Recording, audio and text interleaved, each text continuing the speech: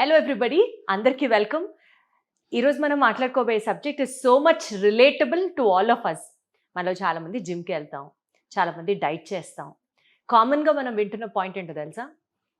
Protein supplements, protein powders, some medical powders, supplement tablets, medicines రూపంలో diet చేసేటప్పుడు కానీ జిమ్కి వెళ్ళేటప్పుడు కానీ చాలా అవసరం అని కొంతమంది సజెస్ట్ చేస్తూ ఉంటారు. కానీ వెనిలా గారి డైట్లో స్పెసిఫిక్గా మెడిసిన్స్ కానీ ఎక్స్టర్నల్ సప్లిమెంటేషన్ కానీ ఏం ఉండవు. మరి డైట్ అంటేనే మనం calorie deficiency of the food అని పేరులోనే ఉంది కదా డైట్ అంటేనే. మరి మనం డైట్ చేసినప్పుడు బాడీకి కావాల్సినటువంటి మైక్రో ఎలిమెంట్స్, మ్యాక్రోన్యూట్రియంట్స్ ఇవన్నీ సప్లిమెంట్స్ లేకుండా, బయట నుంచి మెడిసిన్స్ లేకుండా ఎలా ఆవిడ డైట్లో ఇన్కార్పొరేట్ చేస్తారు? నాకు ఇది ఎప్పటి నుంచో ఉంది డౌట్. సో ఇదే టాపిక్ ఈరోజు ఆవిడతో మాట్లాడదామని అనుకుంటున్నాం. And I have with me vanilla గారు. హాయ్ వెనిలా గారు. హాయ్ దీప్తి గారు, ఎలా ఉన్నారు? చాలా బాగున్నాను. All stars aligned, perfectly in place. మీరు ఎలా ఉన్నారు? బాగున్నాను. సో అసలు మీరు సప్లిమెంట్స్ అనేవి ఇవ్వరు అని విన్నాను. ఫస్ట్ ఆఫ్ ఆల్ అది కరెక్టేనా? అసలు మెడిసిన్స్ మీ డైట్లో ఉండవు అని విన్నాను. అసలు అది కరెక్టేనా? ఫస్ట్ అసలు యాక్చువల్గా మన బాడీ మెడికేషన్ నుంచి పక్కకు తప్పించి మన ఫుడ్లో ఉండే వైటమిన్స్, మినరల్స్ అబ్జార్ప్షన్ పెంచటమే నా వర్క్. క్యాలరీ డెఫిసిట్ ఇస్తూ మీకు కావాల్సిన వైటమిన్స్, మినరల్స్, మ్యాక్రోస్ కరెక్ట్గా ప్లాన్ చేయటమే నా వర్క్. ఒకవేళ నేను పౌడర్స్, వైటమిన్ ట్యాబ్లెట్స్ ఇచ్చినప్పుడు ఇంకా నాకు పనేముంటుంది? నేను ఏం ప్లాన్ చేయను. అంటే ఇవాళ రోజుల్లో మనకి పండించేది అంతా కలుషితం, ఒకప్పుడు అంతా ప్యూర్ స్టఫ్ లేదు. మనం బయట నుంచి సప్లిమెంట్ ఇవ్వకపోతే మనం తినేది ప్రాపర్గా అబ్జార్బ్ అవ్వదు బాడీకి అని కదా అందరు చెప్తారు. అది మీకు ఎలా సాధ్యం? మరి మెడికేషన్స్ అన్నీ అబ్జార్బ్ అవుతాయా? మెడికేషన్స్ అన్నీ 100% అబ్జార్ప్షన్ రేట్ అవుతుందా? అవ్వదు. మెడికేషన్ గుడ్డా? ప్రాసెస్డ్ ఫుడ్ అంటే పొల్యూట్ అయిపోయింది పండించే విధానంలో అని అంటున్నారు. మరి మెడిసిన్స్ కెమికల్స్ లేకుండా అవుతాయి. కెమికల్స్ లేకుండా అవి దానికి కావాల్సిన ఎలిమెంట్ అదే తయారు చేసుకొని ఆ మెడిసిన్ అయితే అవ్వదు కదా. ఇంకా అట్లీస్ట్ దీనికి మందులు, మాపులు ఏమన్నా ఇచ్చైనా అది మనకి బియ్యం అయినా, విత్తనం అయినా, పల్సెస్ అయినా, ఫ్రూట్స్ అయినా మనకు చెట్టు నుంచే వస్తాయి.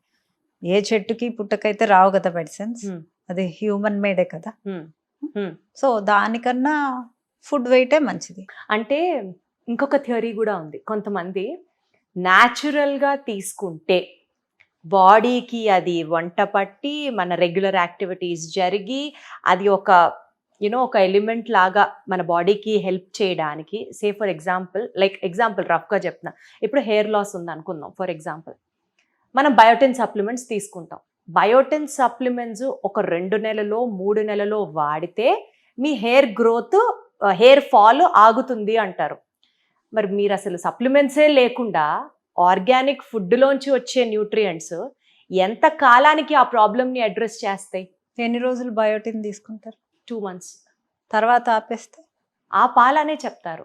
ఆపేసిన తర్వాత మళ్ళీ కొన్ని రోజులకి మళ్ళీ హెయిర్ ఫాల్ వస్తే మళ్ళీ బయోటిన్ తీసుకుంటారా? ఎప్పుడు మెడికేషన్ మీదే ఆధారపడతారా? ఫుడ్లో దొరకదా? అంటే అది వెంటనే మన ప్రాబ్లమ్ని అడ్రస్ చేస్తుందా ఫుడ్ నుంచి వచ్చే న్యూట్రియంట్? ఎందుకు బయోటిన్ డైరెక్ట్ తీసుకోవటం వల్ల మనకి అడ్రస్ చేస్తుందని ఎక్కడన్నా ఉందా? రెండు మీ అబ్జార్ప్షన్ రేట్ని బట్టి, మీ గట్టుని బట్టే ఉంటుంది. రైట్. మీరు మెడిసిన్ తీసుకున్నా ఎంతవరకు అది మీ గట్టుని బట్టి ఎంత అబ్జార్ప్షన్ రేట్ ఉందో దాన్ని బట్టే. 0 ఉంటే 0నే. మెడిసిన్ తీసుకున్నా 0 మెడికేషన్, 0 అబ్జార్ప్షన్ రేట్ ఉంటే అది అబ్జార్బ్ అవ్వదు. ఫుడ్ తీసుకున్నా అబ్జార్ప్షన్ రేట్ తెలుస్తుందా వెనిలా గారు? అది మన గట్ అబ్జార్ప్షన్ ఏంటి అని. అంటే మనకు గ్యాస్ట్రిక్ ఇష్యూ లేనప్పుడు, మనకు బ్లోటింగ్ లేనప్పుడు, స్టమక్ అప్సెట్ లేనప్పుడు మనకు అబ్జార్ప్షన్ రేట్ నీట్గా ఉన్నట్లే. ఓకే. అండ్ మీ హెయిర్ ఫాల్ తగ్గుతున్నప్పుడు కూడా అబ్జార్ప్షన్ రేట్ బాగున్నట్లే.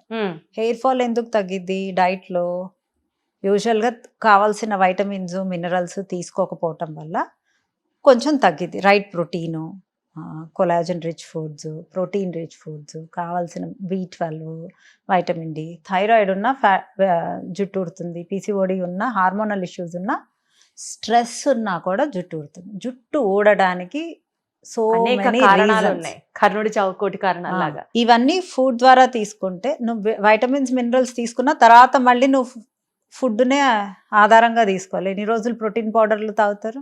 జీవితాంతం అన్నం తినకుండా, మనం ఫుడ్ తినకుండా, ఏమీ తినకుండా టాబ్లెట్స్ అయితే మింగి ఉండే వాళ్ళని నేనైతే చూడలేదు. నాకైతే అలా అలా అన్నం తినకుండా ఓన్లీ సప్లిమెంట్స్ మీద ఉంటే అది నేను సపోర్ట్ చేయను. న్యాచురల్గా మనకి ఏం వస్తుంది, బాడీ అబ్జార్బ్ ఎలా అవుతుంది. ఇప్పుడు ఈ పొల్యూషన్తో మనం ఎలా అడ్జస్ట్ అయ్యామో మనం పండించే విధానాలను కూడా అడ్జస్ట్ అవ్వాల్సిందే. Right, We very can't- well said, correct. మనం దాన్ని కరెక్ట్ చేయలేం. కరెక్ట్ చేయాలని చూసినా మనం ఫెయిలే అవుతాం. సో మనకున్న వాటిల్లో మన హెల్త్ని, మన బండి ఎలా నడుస్తుంది, మనం ఎలా ప్రాపర్గా వేలో వెళ్తున్నాం అనేదే మనకి ఇంపార్టెంట్. సో మెడికేషన్ తీసుకుంటే అబ్జార్ప్షన్ రేట్ ఎక్కువ ఉంటుంది అంటానికి నేను అగ్రీ అవ్వను. ఎందుకంటే నా దగ్గర కొన్ని వేల మంది అబ్జార్ప్షన్ రేట్ పెంచి హెల్దీ డైట్లో చాలామంది నేను టెస్టిమోనియల్స్ కూడా ఇచ్చాను.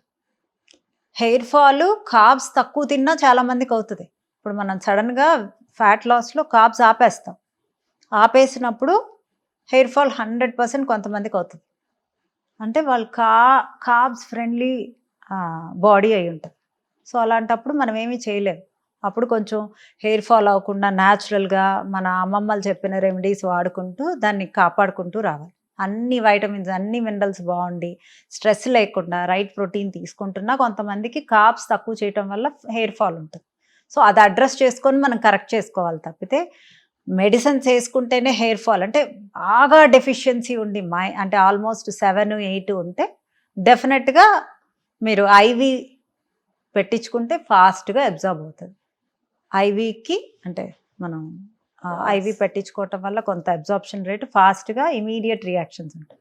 అంతేకాని టాబ్లెట్స్ వేసుకుంటే మెడిసిన్స్ మీదే ఎన్ని రోజులు ప్రోటీన్ పౌడర్లు తీసుకుంటాము, ఎన్ని రోజులు మనం మెడికేషన్స్ తీసుకుంటాం. అసలు ఆ ప్రోటీన్ పౌడర్ తీసుకోవడం ఒక మంచి అలవాటా కాదా అండి? ఇప్పుడు మజిల్ బిల్డ్ చేయాలనుకోండి దీప్తి గారు, వాళ్ళు ఒక్కొక్కసారి పర్ కేజీ 2 to 3 కూడా తీసుకుంటారు గ్రామ్స్ ఆఫ్ ప్రోటీన్ వాళ్ళకి కంపల్సరీ. ఆ రేషియో రీచ్ అవ్వడానికి క్యాలరీస్ ఎక్కువ పడుతుంది ఫుడ్లో తీసుకోవడానికి. చికెన్ అయినా మనం మటన్ అయినా అంత క్యాలరీస్ కొంతమందికి ఉండవు, హైట్ని బట్టి, వెయిట్ని బట్టి, ఏజ్ని బట్టి. సో అందులో క్యాలరీస్ తక్కువ ఉంటాయి కాబట్టి పౌడర్స్ తీసుకుంటారు. Okay, so muscle building building అది బాగా ఎక్సర్సైజ్ కూడా చేయాలి. ప్రోటీన్ పౌడర్ తీసుకుంటే మీకు మజిల్ బిల్డ్ అవ్వదు. మజిల్ని బ్రేక్ చేయాలి, మీరు వర్కౌట్ బాగా చేయాలి, కరెక్ట్ బాగా మంచి ప్రోటీన్ తీసుకోవాలి.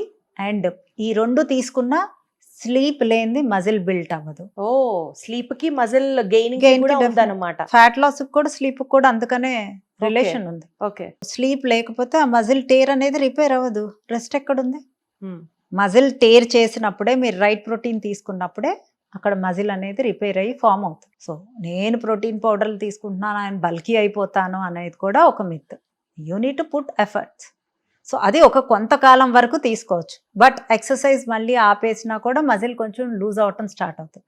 సో మేక్ ష్యూర్ ఎక్సర్సైజ్ చేస్తూ మీరు ఒక సర్టన్ పీరియడ్ వరకు ప్రోటీన్ పౌడర్లు వాడుకొని, బట్ వైటమిన్స్కి, మినరల్స్కి అట్లీస్ట్ ఫుడ్ తినమని నేను చెప్తాను.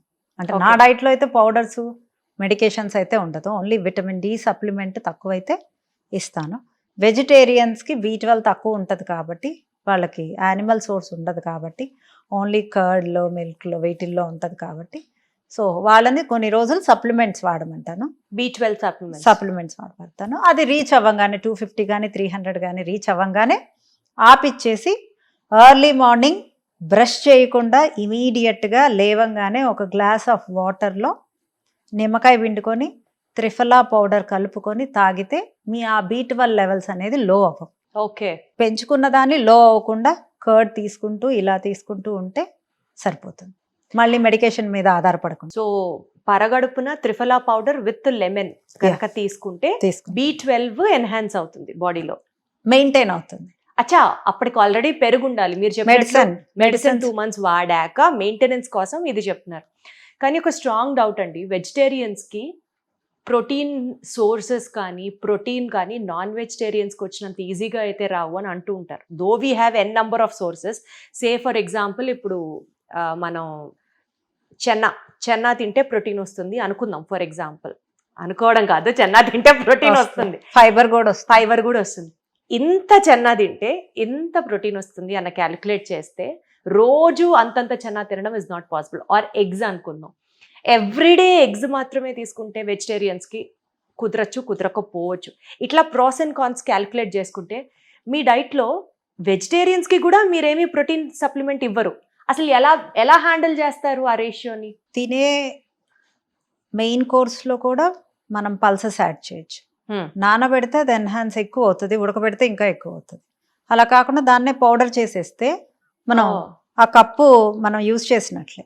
దోశ రూపంలో రాజ్మాతో దోశ వేసుకోవచ్చు, చెన్నాతో దోశ వేసుకోవచ్చు, పెసలతో దోశ వేసుకోవచ్చు. అది ప్రోటీనే. కర్రీలో కూడా మనం ప్రోటీన్ వాడచ్చు. వాటర్, తాగే వాటర్లో కూడా మజ్జిగ, కొంచెం పెరుగు వేసి, గ్రీక్ యోగర్ట్ వేసి, అందులో సత్తు పౌడర్ వేసి మిక్స్ చేస్తే అన్నిట్లో ప్రోటీన్ ఉంటుంది. చక్కగా సాలడ్లో కొంచెం అవకాడో కలిపితే అక్కడ ఫ్యాట్స్ ఉంటాయి. Complete meal 20 grams of protein వచ్చేలాగా ప్లాన్ చేసుకోవాలి మీల్కి. ఈవెన్ దో మెయింటెనెన్స్ అంటే హెల్దీ డైట్లో ఉండే వాళ్ళు కూడా చాలా మందిని చూస్తున్నాయి ఇప్పుడు. రైస్ ప్లస్ కొరలు వండుకుంటున్నారు. అసలు కొరలు రైసు ఎందుకు వండుకోవటం? రైసు ప్లస్ కందిపప్పు వండుకోండి, రైసు ప్లస్ బ్లాక్ చెన్నా వండుకోండి, రైసు ప్లస్ పెసరపప్పు వండుకోండి, రైసు ప్లస్ మెంతులు వండుకోండి. బ్లడ్ షుగర్స్ రేజ్ అవ్వకుండా. అది కూడా ఒక గుడ్ క్వాంటిటీ. అంటే when we are having animal source of protein, మనం రైస్ ప్లస్ మెంతులతో చేయొచ్చు, ఎన్హాన్స్ చేయొచ్చు. లేదా చక్కగా దాంట్లో పెసరపప్పు వేసుకొని, కందిపప్పు వేసుకొని, ఎర్ర కందులు వేసుకొని, చక్కగా ఈ పొట్టు శనగలు ఉంటాయి కదా నల్లవి, అవి క్రష్ చేసుకోవాలి కొంచెం, చేసుకొని అదొక కప్పు ఇదొక కప్పు, చాలా టేస్టీగా ఉంటుంది. అది బాయిల్ చేసేసుకోవడం అన్నంతో పాటు. నేను 1 glass ఆఫ్ రైస్కి 1 glass ఆఫ్ పప్పు యాడ్ చేస్తాను. మీ వీడియోస్ లో చూస్తుంటాను. ఇన్స్టెడ్ ఆఫ్ యాడ్ చేస్తాను పెసరపప్పు, ఈ నల్ల శనగలు ఉంటాయి కదా, దాన్ని క్రష్ చేయాలి. జస్ట్ చేసి అది ఒక కప్పు, ఇది ఒక కప్పు. రాజ్మాని కూడా క్రష్ చేయాలి. అంటే అంత పెద్దవి మనం తినేటప్పుడు డిస్టర్బ్ అవ్వచ్చు. క్రష్ చేసి అదొక కప్పు ఇదొక కప్పు అన్నంలో మిక్స్ చేసేసుకోవాలి. ప్రోటీన్ అయినా వైటమిన్స్ అయినా ఏవైనా అసలు సప్లిమెంట్ అవసరం లేదంటున్నారా? లేదా, మన ఫుడ్ లోంచే ఇవాళ పండించిన ఫుడ్ స్టైల్లో కూడా, ఇవాళ మన లైఫ్ స్టైల్లో కూడా ఇట్ ఇస్ పాసిబుల్ అండి. అది మనం వండుకునే విధానం, దాన్ని ప్లాన్ చేసుకునే స్మార్ట్నెస్ మీద ఉంటుంది. కొంతమందికి హెల్త్ ఇష్యూస్ ఉంటాయి కదండి, థైరాయిడ్ కానీ పీసీఓడి కానీ. వీళ్ళకి హార్మోనల్ డిస్టర్బెన్సెస్ బాడీలో ఉండడంతో పాటు ఆ హార్మోన్ రిలేటెడ్ గట్ డిజార్డర్స్ కూడా ఉంటాయి. వాళ్ళకేం సజెస్ట్ చేస్తారు? వాళ్ళకి కూడా ఫుడ్లోంచే కరెక్ట్ చేయొచ్చా? Thyroid is auto immune disease. So కొంతమందికి తగ్గచ్చు, కొంతమందికి తగ్గకపోవచ్చు. సో ఆటో ఇమ్యూన్ డిసీజ్ కూడా మనం ఇమ్యూన్ సిస్టమ్ని బూస్ట్ చేస్తుంటే కొంతవరకు మెరుగుపరచు. రివర్స్ కంప్లీట్గా అవుతుందా అనేది మన చేతుల్లో ఉండదు, depending on their genetics and so.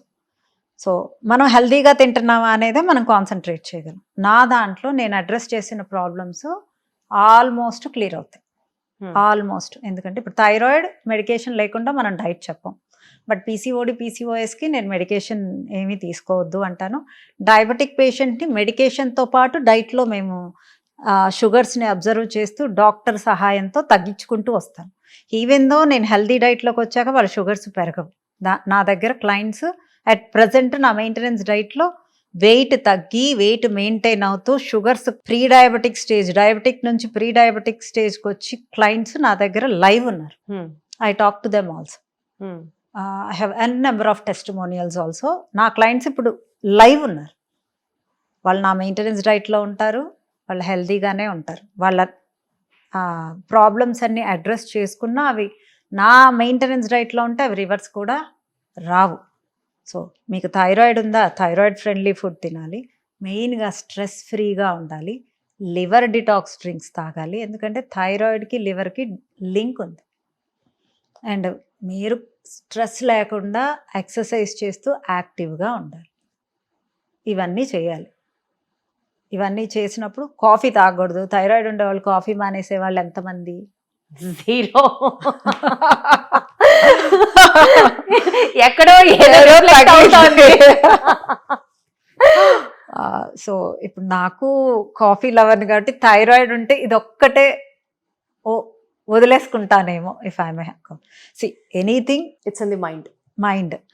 మీరు నేను హెల్దీ అసలు లావుగా ఉన్న చాలా మంది బిందాస్గా ఉంటారు దీప్తి గారు.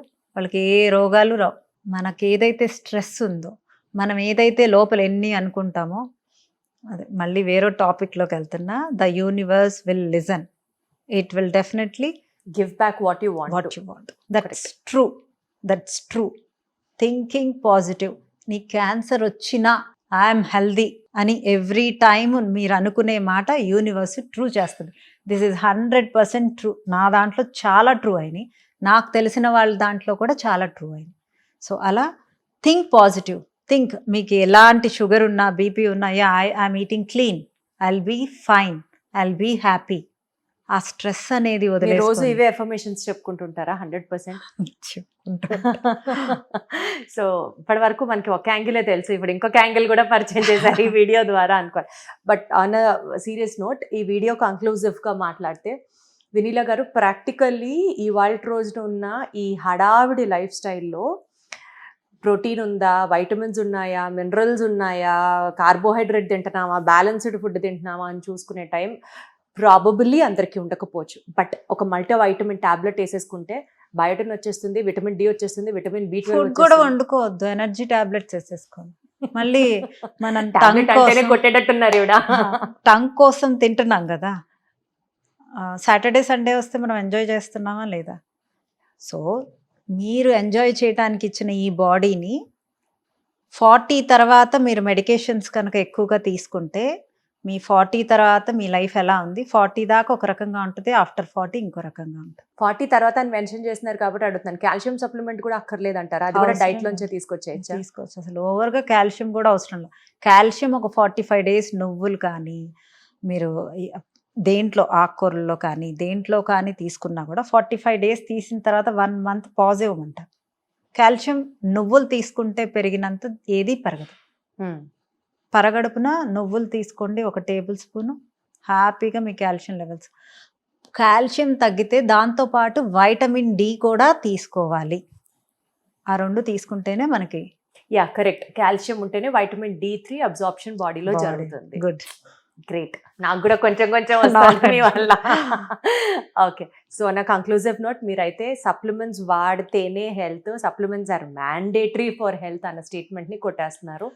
నో, సప్లిమెంట్స్ ఎవరికైతే అవసరమో, పీక్ అంటే లోగా ఉన్నవాళ్ళు ఐవీ స్ట్రిప్స్ పెట్టుకోవచ్చు, లేదా కొన్ని రోజులు మెడికేషన్ వాడచ్చు. మల్టీవైటమిన్ కూడా ఒక 1-2 months are okay.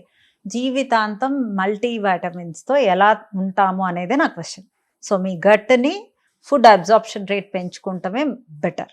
Got it. And అది కూడా చాలా క్లీన్ ఫుడ్ తింటూ. So here is the answer for all those. And especially whey powders, protein powders, ఆ మాటకు వస్తే ఇవి చాలా ఇంపార్టెంట్ ఫర్ ప్రోటీన్ సప్లిమెంటేషన్ అనడం కన్నా, ఇందాక ఆవిడ చెప్పినట్లుగా బియ్యంతో పాటు you can mix any source of plant protein and then increase your protein content. Wonderful talking to you as always అండి. Thank you so much. Thank you.